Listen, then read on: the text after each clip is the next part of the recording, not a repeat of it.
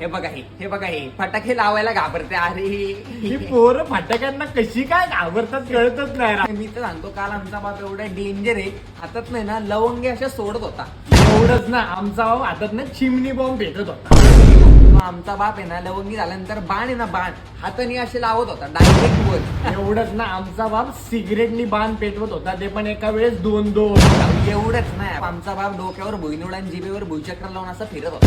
एवढंच ना, आमचा बाप पायाला म्युझिकल माळा लावून अख्ख्या पेठेत लंगडी घालत होता, सगळ्यांना म्युझिक ऐकवत. एवढेच ना काल तर माझा बाप आणि काका तुपे एकमेकांसोबत सुतळी बॉम्बनी बॅडमिंटन खेळत होते. एवढंच ना, आमच्या घरचे फटाके संपल्यावर माझ्या बापाने माझ्या थोबाडावर फटाके वाजवले होते. एवढंच ना, तुझ्या तर कान काय नाही तर गांडीवर मारले होते फटाके.